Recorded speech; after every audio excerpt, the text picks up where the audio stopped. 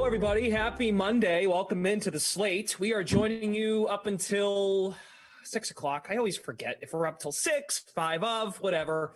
Next half hour, 45 minutes, we're going to be here talking about, we'll do a little bit of reflection from yesterday. I'm sure that will bleed into our discussion of this coming weekend. Championship weekend. Okay, Eamon says 5:55. Eamon and Andrew behind the scenes. Brendan Glasheen, Jeff Ulrich, Matt Meiselman. We are with you on the Slate to really, we're going to talk a bunch of football here for the next half hour, 45 minutes and get you ready for championship weekend, or at least start discussions about championship weekend. We've got the Chiefs and the Bengals in the AFC title game, Niners, Rams in the NFC title game. They will duel for a third time this season. Look, very generic opening thought here, Jeff, but man, what a weekend. A lot of great games, final possession kind of games.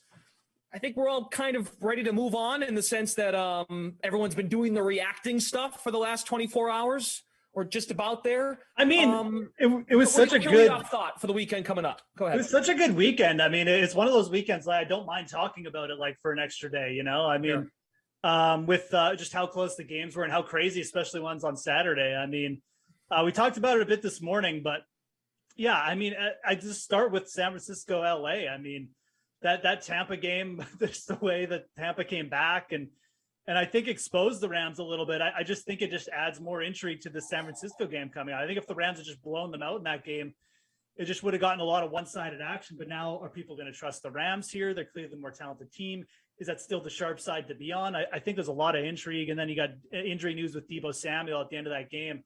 Really unfortunate stuff. Made such a good run, such a good trap run call by Kyle Shanahan again against the Packers.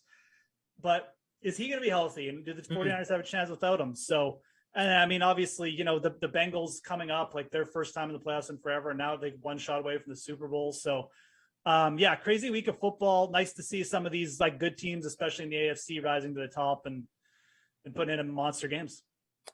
All right, Matt, what do you got? What's your leadoff thought from yesterday and maybe how it relates to this coming weekend? So Jeff and I kind of talked about this on the sweat this morning, actually. I want to go back to it, though, because I'm not really concerned about the Rams at all. Like, my take on Rams 49ers is that both teams are really good. But the way that the Rams blew the game in the second half against Tampa, like, I don't think it's predictive of anything because, I mean, maybe Cam Akers has a fumbling problem now. To me, it was just kind of like two bad plays, and I would imagine they spend a lot of time this week working on that. And then, like, how often is the center just going to snap the ball over the quarterback's head 20 yards? And, like, they had 3 fumbles in the final, let's say, 30 and a half minutes of the game, right? Because one of them was right before halftime. Like, I thought the Rams played really, really well, got unbelievably unlucky, and still won. I think this is a team that's coming and playing just really, really strong football. They obviously dominated against Arizona. So, I don't know, maybe we can have Jeff respond to that because, like, I don't see a problem. But again, I'm not just picking them to dominate the Niners because I think the Niners are really good too. Yeah, no, I mean, that's why I think this game is super interesting because I do have a level of respect for the Niners and I respect Shanahan more as a coach. But you're right. I mean, I tend to look at fumbling and turnovers the same way. I mean, I think it was Dietrich Pierce this morning that, you know, said it's more indicative of the Rams. They have been an up and down team this year, but you can't say they're like, I still think they're probably the more talented team here. But this game to me feels a little bit tougher to break down. I'm a little bit less confident in just saying, you know, one side is clearly like the better bet. I think you do take the points with San Francisco because ultimately when it comes down, I agree. Like, I don't have I'm not suggesting the Rams are a bad team. I think they're a more up and down team, but they also might have a higher ceiling than San Francisco. Yeah. I would take the points. I think this one hopefully will get to 4.5 for me, but even at 3.5, like I'll get on the 49ers. I just with the record of these two teams, how well San Francisco's played against them too, I think you got to expect a close game. Yeah, this seems like a line that should be 2.5, not 3.5, but also like, it's weird that it's above a field goal. I mean, maybe it's just like the Rams looked better in their win and the Niners, like there's no question the Niners didn't play that well against the Packers, right? They had their defense played great. Their offense played horrific. And their special teams made the one play that kind of won them the game. So, I mean, the Rams look better going into this game, but I still think they're pretty even teams. It's a couple different ways you can look at it, too. Like, the 49ers really can't be any worse on offense. Their defense played really good, and they still won the game. And let's not forget, like 2 weeks ago, the 49ers were +3 against the Cowboys on the road. Like, I'm not saying the Cowboys are as good as the Rams, but is this spot really that much different? Like, should they really be bigger now that they've beaten? I don't know. So the coaching's different, though. It's the coaching. I think the coaching of Sean McVay is what makes this a. Sean McVay's got his butt kicked by Kyle Shanahan 6 times in a row now. So I don't know if McVay and McCarthy is that big a difference. Oh, what? Come on. That's strong. Don't you think? I know. Well, separate the two circumstances, though, the two situations. Like McCarthy's got his own deal. Let's put it this way. Maybe the edge isn't as big in this game, but I still think the 49ers have a coaching edge. Okay, that's fair. You can believe that. What is it? Like you said, 6 in a row, correct? That San 6 in a Francisco row. has beat the Rams? Yeah. One of those was with Nick Mullins at quarterback last year when they basically had their whole team injured. So last Monday when we were here, of course we had a game last Monday night, but Meiselman, I remember us trying to pivot the conversation for the coming week to predict line movement because it's still so early. And for San Francisco specifically, the line reached as high as 6 points. It never got beyond 6. And I think leading up to kickoff against the Packers, we wondered, why is it not a touchdown? And I think a lot of folks figured, well, because the books are interested in folks getting in on San Francisco and ruining people's hopes with Green Bay for futures or parlay pieces, or just because the Packers were just in such a great position, at least most people thought going in. But what do you project? Because you just said it, you think this should be closer to 2.5. So the fact that it's up to 3.5 now, maybe it hits 4, but longer than that? And I want to talk about the other game too, because I'm wondering, can Kansas City become more than a touchdown favorite by middle of the week? So there's a couple things there. First, on the way that the line moved for Packers 49ers, like my feeling is that the 49ers are just as good of a team, if not better than the Packers. And I think I had said something along those lines last week. The reasons to like the Packers had just about everything to do with the bye advantage, the home field, the possibility that Jimmy Garoppolo couldn't handle the cold weather. Like it was all circumstantial things. The reason it wasn't a touchdown, I think, is because the Niners are just too good of a team to give them a full touchdown, even with all of those circumstances going against them. So there was some kind of there was a lot of unpredictability there where we just didn't know how San Francisco was going to respond playing in the cold. And we didn't know how banged up they were having just played the previous week. We didn't know like how much the rest was going to help the Packers. So I think we saw that line bounce back and forth a little just because there were some things we didn't know.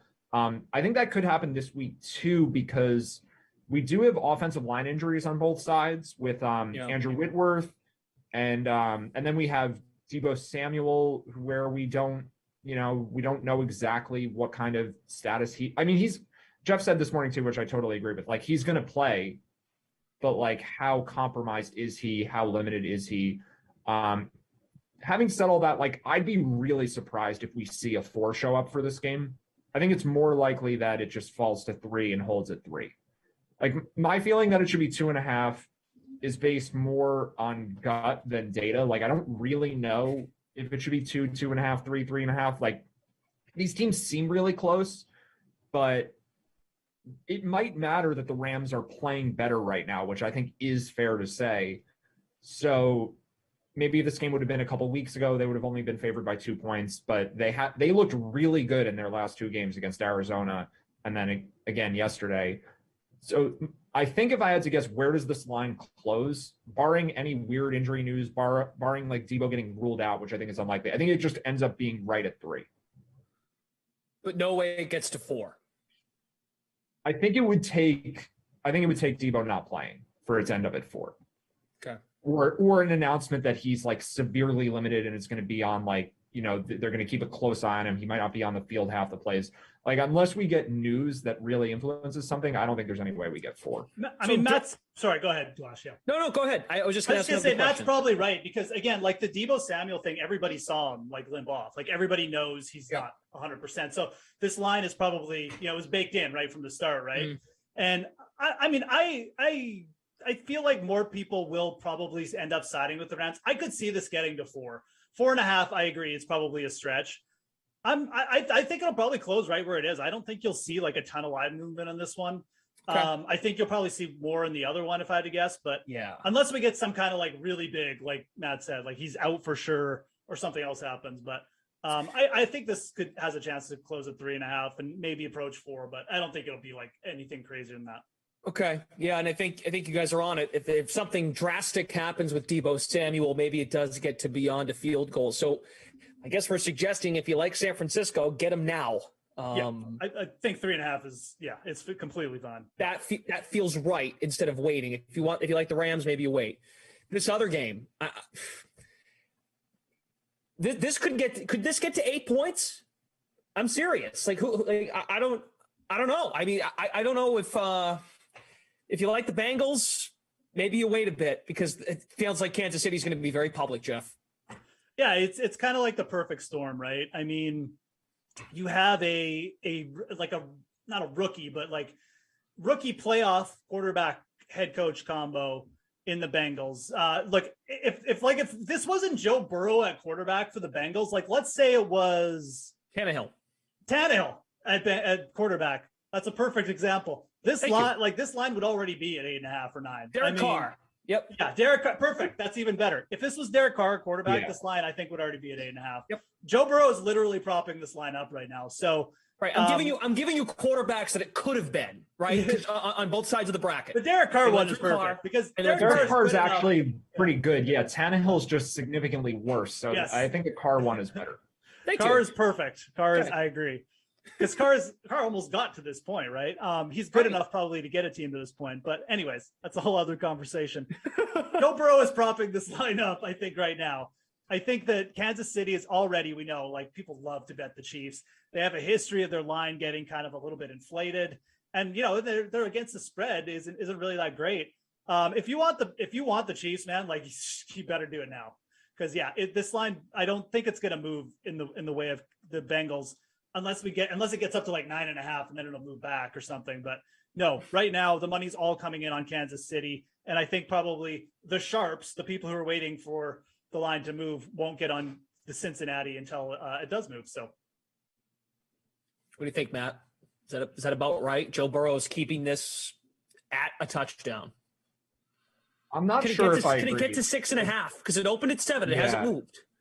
I'd be really surprised if it falls, but I'm a little torn here. Like, I don't know if there's such a strong public sharp divide for this game. Like, as much of a public quarterback as Joe Burrow is, the other quarterback is Patrick Mahomes. Like, it's a weird thing to say that the public loves the Chiefs, but the public also loves Joe Burrow. To me, what I'm hearing is those things cancel out. And that's kind of how I see it. Like, I think this is similar to the other game where the public is going to be pretty close to split, maybe a little bit skewing towards the home favorite. And I think having people who want to do parlays and teasers is what is going to put like if you accounted for all the bets, parlays, teasers, everything, you'd have way more bets on the Chiefs. There's more ways to bet them that are going to be interesting to people. But if you just look at the spread bets straight up for the game, who are people betting more on the spread for? I think that's going to be pretty close to 50-50. I don't have a great sense of how much that's going to impact line movement, though. But if I had to guess, I think 7.5 is realistic. I think 8 is pretty unrealistic. And I think 6.5 also seems rather unlikely. Like the 7 versus 7.5 distinction is relevant enough where you could just see a lot of betting. Like if there's a ton of betting on the Chiefs, that might only mean the spread gets to 7.5 because there's such a big deal when you get that hook on the 7, or to drop the 6.5 would also be a big deal.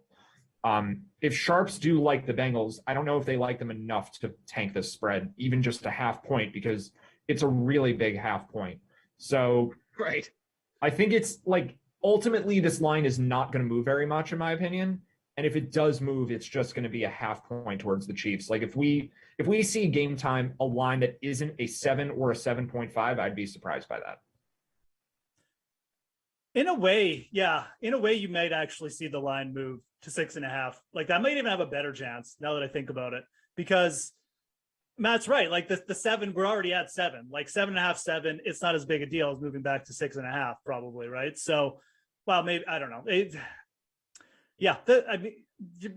Look, it's the playoffs. We have 2 games. Ultimately, whatever we say or what we think, I mean, these lines are pretty much like they're sharp, right? Because we've got 2 games to handicap, and I don't think you're probably going to see as much line movement as we do during the regular season. You almost never do in the playoffs, anyways. Right. But it's an interesting dichotomy this week. I do feel like Joe Burrow is part of the reason why it's like this line is at 7, regardless of whether it moves or not. But yeah, probably won't see. The other thing to note here is both these games are sitting on key numbers where like it's important to mention what the juice is on either side too, right? Like this could say it's 7, but it's Chiefs -7, -120, -125. Right. It could be something like that. And that is still a fairly relevant difference. Like I think we could see that too, where it stays at 7, but the juice just shifts a little towards the Kansas City side or the Cincinnati side, right? We could get +7 at -120 and -7 at even. That certainly would not be very surprising. I'm going to say we close at 7.5 for this game. That is going to be my prediction. Yeah. But. Either 7.5 or 7 with juice towards the Chiefs. Like it's going to shift a little towards the Chiefs. I think we kind of are on the same page there. Which, correct me if I'm wrong, at least that's how it opened last week for the Tennessee game. Tennessee opened at -3, and it was at -120? Yeah, I think we got a big surge of like Derrick Henry won't be limited, and then people went after that, which was just never. That was announced what, like Friday morning? I think Diana Rossini had that report. So they activated Henry, and then they're like, "Oh, there's going to be no limit on Henry." Then it got to 4, Matt. Right, I think 3.5 to 4 was the Henry thing. Yeah, it had already been moving, like you said, but then it moved another half point, I think, from the Henry announcement, which, like, that just should not have mattered. I mean, Donta Foreman had as many yards on 16 less rushes. I just like, we're going to keep doing this thing that running backs don't matter. And, you know, more true football fans are going to say that, you know, the analytics people are so annoying. They keep saying the same thing, but we see the results. It doesn't matter. They were a top 5 rushing team without Henry down the stretch. The moment he went out to the end of the year, they finished top 5 in rushing from those weeks on. Foreman was pretty good. Henry's a good player, but it's just, I mean, I'll mention this stat again. I always mention it, but it's one of my favorite things. The Vikings with Adrian Peterson's whole career were bottom half of the league in offense every single year of his career until they got Brett Favre. And he was amazing. They still couldn't even crack the top half of the league just in offense. It's just passing matters a lot more. There you go. We will go back to the sports book at some point in the show because we're going to look ahead at futures, and it's really that last week to get in on that stuff. It is the last week to get in on that stuff with 4 teams remaining. So we will make our way back to the sports book. We do have a contest, big contest available on DraftKings, a ton of them as it pertains to the AFC and NFC title game. So right now I've got the 800K play action pulled up. So 4 teams, 2-game slate. Who wants to go first? Any developing thoughts on this slate and how to attack it? It's hard to know what to do here to start out with. Just as a starting point, actually, I'm glad that Gabe Davis is not on this slate because I don't want to have to fade him because he was going to, if the Bills had won that game, I mean, like, my goodness, what his ownership would have been. He wasn't going to be that expensive either. So we don't have to deal with that situation because I was probably, I needed Davis to have at least 3 touchdowns less than he had to have even a shot last week. So is there a player like that to look at? Probably not. My first hunch, though, is that going to the secondary receivers on Cincy is going to be appealing. But the situation I'm most curious about, and it could have pretty big betting implications too, is the Chiefs' backfield, where Jerick McKinnon started, was not effective really as a runner. And Clyde Edwards-Helaire was much better rushing. McKinnon was really good in the passing game. And I think it's possible that with Darrell Williams banged up, like, he just falls back to the number 3 spot in the rotation, even if he's playing in the conference championship game. And we see McKinnon go back to his role as the passing down guy and Clyde Edwards-Helaire become the first and second down back, because that's just where those guys are at their best. Like, I think McKinnon can be good as a runner, but the Chiefs clearly like Clyde Edwards-Helaire a lot. They spent a first-round pick on him. If we get a situation where, like, McKinnon starts but has a few bad runs and then they just go with the hot hand, like, we could see the running back that way less people are using in Edwards-Helaire be the guy who takes over and breaks the slate. So that's kind of, I mean, I don't know if there's anyone else who's sneaky, really. It's only a 2-game slate, but if there's one spot to get leverage on the field with someone who is like lower probability but high upside, I think it's that Chiefs backfield. Just thinking out loud here for a second too, like going into the regular season, Kansas City was always that team. Their last few years in the playoffs, the Mecole Hardmans, the Pringles, Demarcus Robinson, right? Like those guys haven't been as explosive or dangerous. Like to your point, Gabe Davis was that guy yesterday for the Buffalo Bills. For Kansas City, it's been Hill and Kelsey, and then they'll run the ball. And right? Pringle's been scoring touchdowns. Yeah. Pringle has been averaging 15 fantasy points a game for 5 weeks. This is true. Okay, I'll take it back. And he's priced at 4,300. So you're right in the sense of Hardman and Robinson. Robinson is like not even part of the offense anymore. Right. He had 1 target and no catches yesterday. But Pringle, yeah, like he's averaging a touchdown a game for 5 games. I mean, I'll be honest, I didn't realize he was getting 7 targets in these 2 games. But yes, he's scoring touchdowns. He's got 3 in the 2 games. That's worth something mentioning, right? At $4,300. Yeah, I mean, he's the chalk salary saver. He has to be, because there's no, like, if you look at the cheaper players, who else is that exciting? I think it's him and McKinnon, which is part of the reason I like CEH, is because you're now pivoting off the popular running back. Maybe Van Jefferson, 3,900. And Beckham's price is low enough if you want to play Cooper Kupp, you need cheap guys. If you want to, because there's no cheap quarterback really. It's really hard to not play Cooper Kupp. I feel like you almost have to play him. It's only a 2-game slate, and how does he have a bad game aside from getting injured? I mean, he's just good every time. It feels like one of those slates where, like, you almost have to do some inverse things.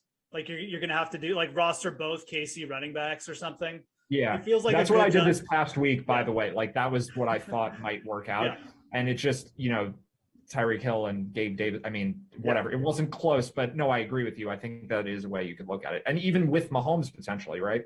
Yeah, absolutely. And like still, build, like, you don't have to fade like Cooper Kupp or Mahomes, but just get a little bit different with, like a position, like with how you approach running back. I mean, everyone's going to be going one of Edwards-Helaire and McKinnon. If you go both and they both end up with 15 points and Joe Mixon has a bad game, it's very possible that ends up being the 2 higher scorers.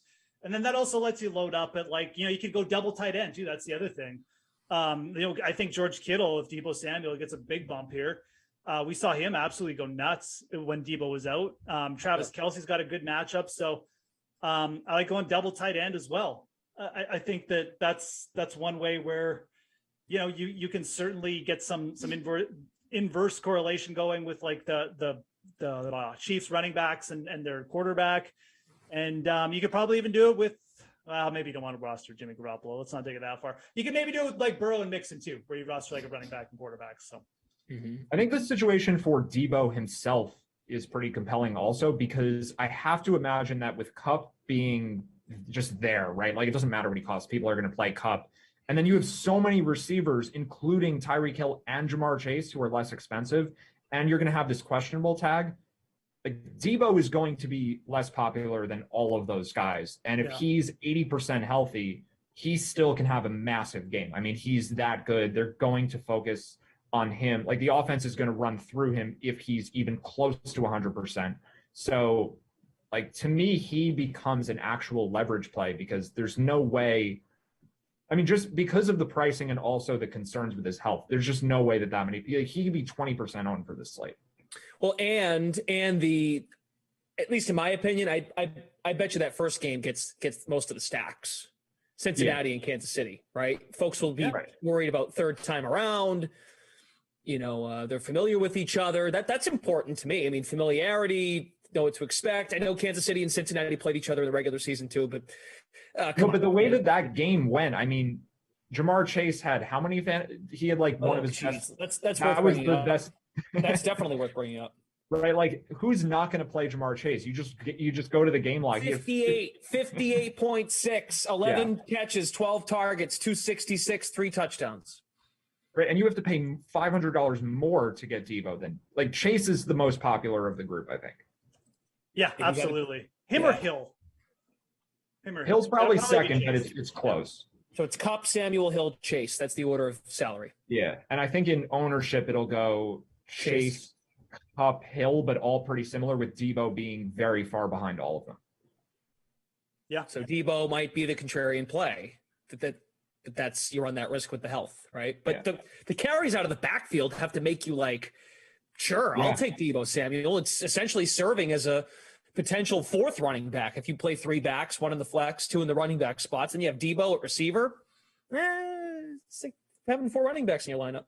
I kind of like Tyler Boyd this week too. I mean, I feel like most people will go to other spots. Boyd he's just a good receiver. I mean, if he hasn't really popped up with like a ton of volume this year because the Bengals have so many other weapons, but I could see in like kind of a blowout scenario, maybe Tyler Boyd just catching like 8 passes quietly where they're just feeding him over the middle at the end of the game or something too. So like, I think Tyler Boyd's a better play than Pringle. Pringle is just a complete one-off. And I think it's, a scenario where if he doesn't get in the end zone, there's a chance he also shows up with like 3 targets. I think Boyd has a little bit safer floor in that regard. So, okay. Yeah. And he'll be less popular. He almost has to be just based on the game log. I mean, Pringle if you just go by this most recent game, I think that will influence a lot of people. Is there any chance CJ Uzomah gets overlooked, but he might be the chalky, cheap tight end because tight end is typically the position folks will save on, right? So Uzomah might be expensive because I know Jeff mentioned maybe going Kittle, Kelsey, go double tight end.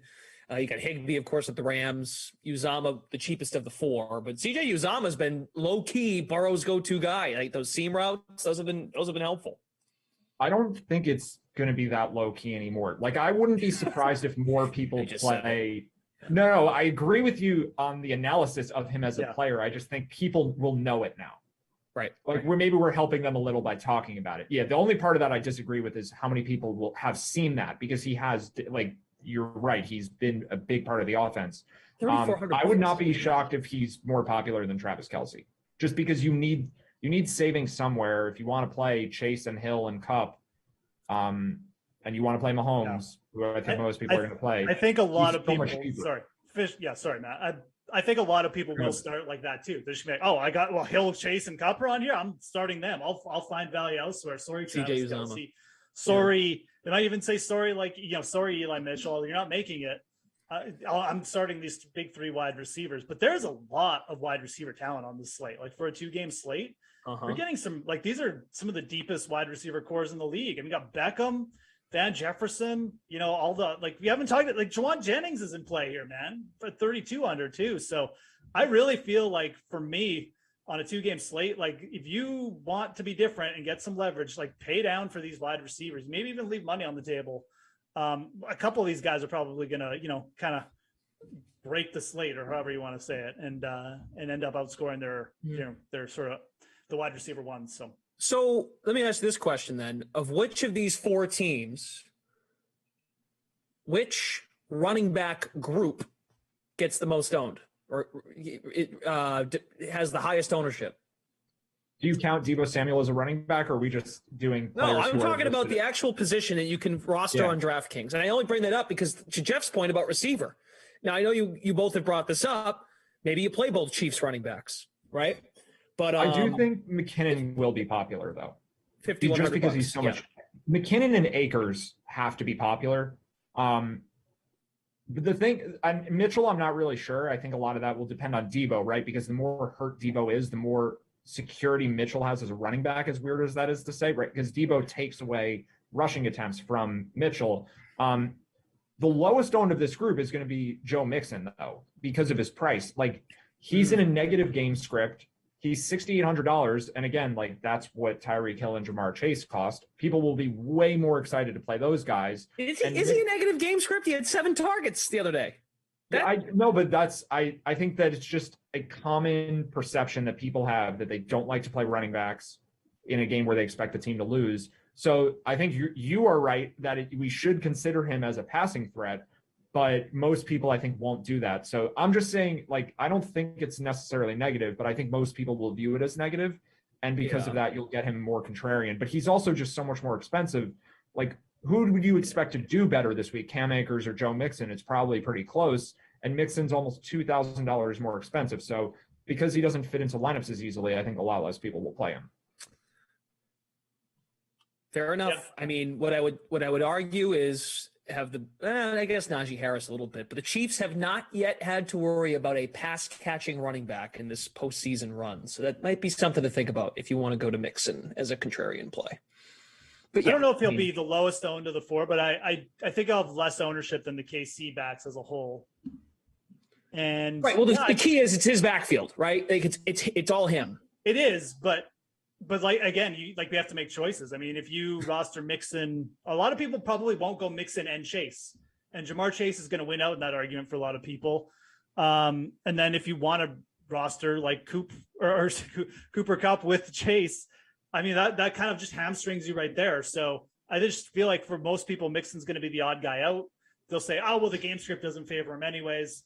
And there's just other value options like Cam Akers is in a workload spot now. Where people just say, okay, I'll just take the discount. So yeah, I think I agree with Matt. He could definitely be like in terms of we're talking about groups, teams, he could be like the third highest on, maybe even the last. We'll take all three of the players that the three of us like. We'll just stack Burrow with CJ Uzama and Tyler Boyd and Joe Mixon. Like no one's doing that. I think it's a legitimately good move because you're staying away from Chase, and then Higgins is probably the second most popular. Not that I dislike Higgins or anything, but that's definitely viable. I mean, there's definitely a scenario where Burrow just throws it to Uzama, Boyd, and Mixon more than the other guys. They score the touchdowns, and Burrow has a huge game with them doing well. And they're all these guys are on the field most of the game. Right. Well, and Mixon, unlike these other three teams, they share backfields. These other teams, Mitchell and Debo, McKinnon and CEH, Akers, Michelle. It's all Joe Mixon, and he had 7 targets last week, and he was pretty good in the passing game. I thought it was a nice wrinkle in their offense. And they'll want to get Joe Burrow comfortable in Arrowhead. I'm just trying to envision Cincinnati keeping pace. If you want to try and be Josh Allen, good luck, because I think that's just, as we all witnessed last night, that is just next level special stuff we saw last night. And I think to ask that of Joe Burrow in his first AFC title game, it's a lot to ask. Why don't we look at futures for the next 10 minutes?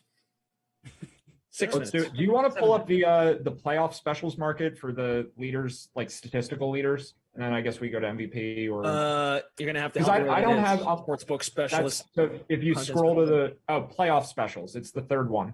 Oh, perfect. Most rushing yards. Yeah. All right. What's your takes? CEH is 25-1. What we do have to keep in mind is that there are already results here. So I have it on. I mean, I can just like read it off, but CEH has 60 rushing yards. He played once. And the current leader is Mitchell at 149. But if the Chiefs have 2 more games and the 49ers only have 1 more game, there's a lot of ways for him to catch him. Akers is around 100 yards. So it's basically like if you're taking CEH, you're betting on 2 things. One is that he overtakes McKinnon as the lead back. And then the other thing that you almost certainly need is for the 49ers to beat the Rams. And then Akers basically has to not be great. You know, he's 40 yards back. He can make that up in 2 games if they play 2 more each. So if you like the Rams and you like the Chiefs and you also think this is like a 3-part parlay that would lead to this working out. If you like the Rams, you like the Chiefs, and you think there's a shot that CEH takes over as the lead back this week, you're getting pretty big odds on like a pretty realistic scenario how that works out. So of everyone here, I think that's the guy I like the most. How far back is Edwards-Helaire of Cam Akers? 43 Akers yards. is plus 450. CEH is plus 2,500. No, in yardage. 40. Yeah, Oh, I have it up right here. 103 for Akers and 60 for CEH. Okay.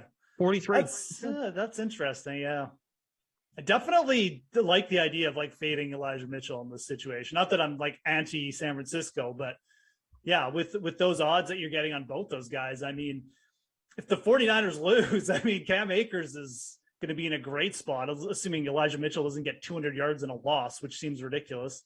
Yeah. If you think the Niners are going to win, though, like Mitchell's going to – if the Niners win their game, Mitchell's going to be hard to catch. You almost need an injury or something.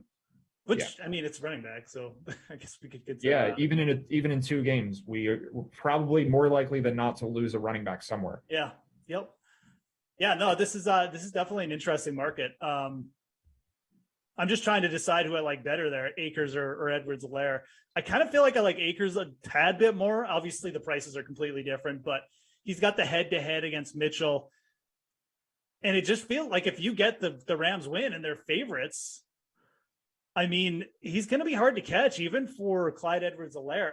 Oh, man.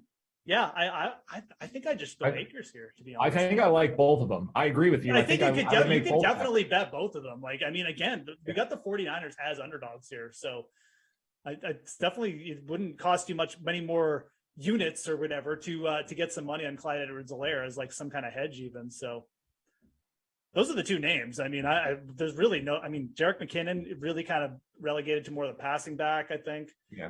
Yeah. Just for reference, the over-unders on rushing yards going into last week for McKinnon and CEH were both in the mid-30s. I think it was like 33 and 34.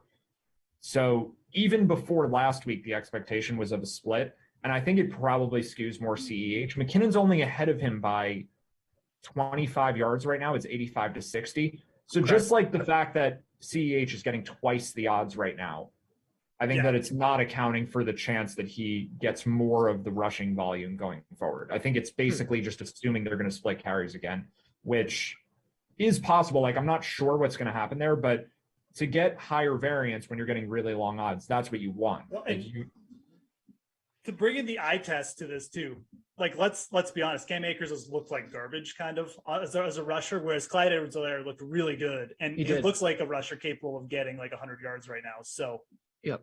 Yeah. Was he held back last night? No, right? There was no restrictions on CEH. He was good to go, right? Yeah.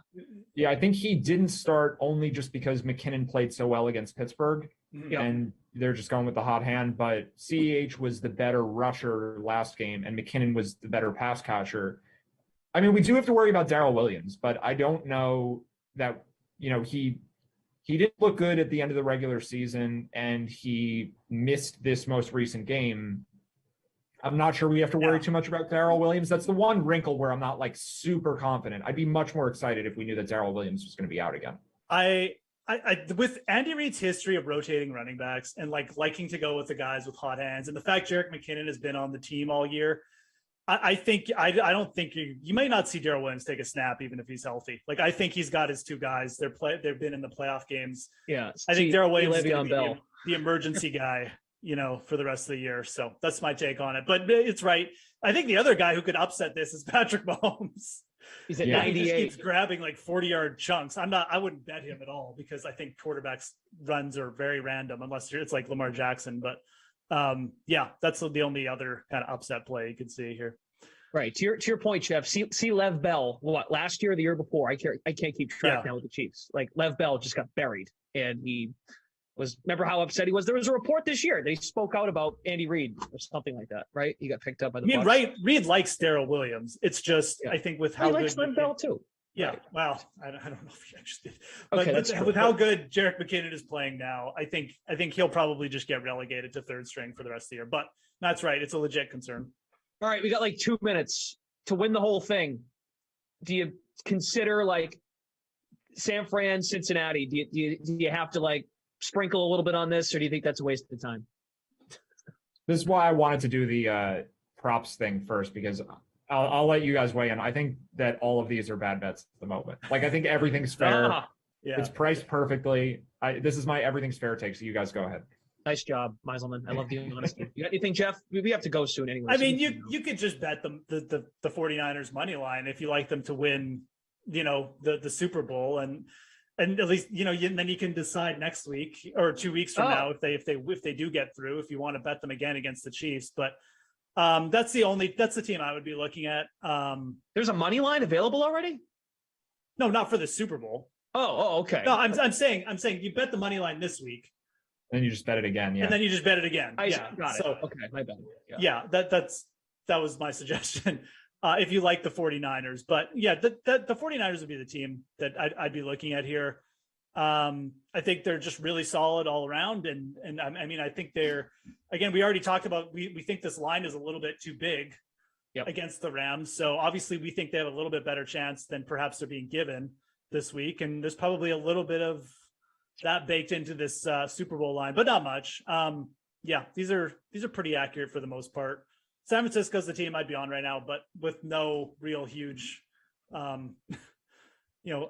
emphasis on the Super Bowl. I'd just rather just stick the lines this week if I was betting right now. Okay, and then we possibly get a San Fran Kansas City rematch. Maybe there's some lessons learned from the last time they met. Absolutely. No, I think I like the 49ers a lot better against the chances against the Chiefs than I like the Rams. That is one thing 100% I feel good about. I like Shanahan's chances a lot more in that matchup than I do the Rams necessarily. Maybe it's just the familiarity. Maybe it's just how Shanahan prepares teams. But I like that matchup a lot better. I think San Francisco's running offense could really control that game, whereas I think the Rams will end up falling victim to just Mahomes, kind of like the Bills did. And again, maybe that's a good argument just to bet San Francisco on the futures, because I do honestly think that's a way better matchup for San Francisco than it is for the Rams. So Jimmy Garoppolo gets to avoid bad weather now the rest of the way. Yeah, there you go. I mean, with that jawline, he's much better in a dome with the lights on and stuff. So. Yep, and he's got LA and LA again. So next two games for the Rams and or Niners. What about next year's futures? Should we get on the Titans here, assuming they're going to get like Aaron Rodgers or Russell Wilson? Is that even here? It's right below it. It's right below. Oh, there it is. Okay. Yeah, Titans are going to get Titans are going to get Aaron Rodgers. Just as a word of caution, people want to go bet the Chiefs to win the Super Bowl and see, wow, it's 7-1. What a great bet, and think it's for this Super Bowl. Just be careful because they're very close to each other on the page, and you could bet the wrong one by accident. That's actually a very good point. Sounds like something I would do. Yeah. All right, we got plenty of time for that when the off season hits, but good show to get the week started here to get our feet wet into what should be another great weekend of football. Tomorrow night, Adam Kaufman sliding in for yours truly, because Adam needed to change his schedule around. He's very, very busy. Celtics season getting very, very it has nothing to do with the Celtics. I got nothing. I'll just stop making the joke that I've got no material on. So Kaufman will be here tomorrow with Matt Meiselman and Chirag here to break down the NBA slate. Talk to you all again on Friday. Jeff's back Wednesday with Reed and Emerson. And, of course, you can hear both of these fine gents on The Sweat, which is every weekday at 11 a.m. That's where we will come to you on Twitch, YouTube, and Twitter. We will talk to you all again tomorrow. Thanks for watching The Slate.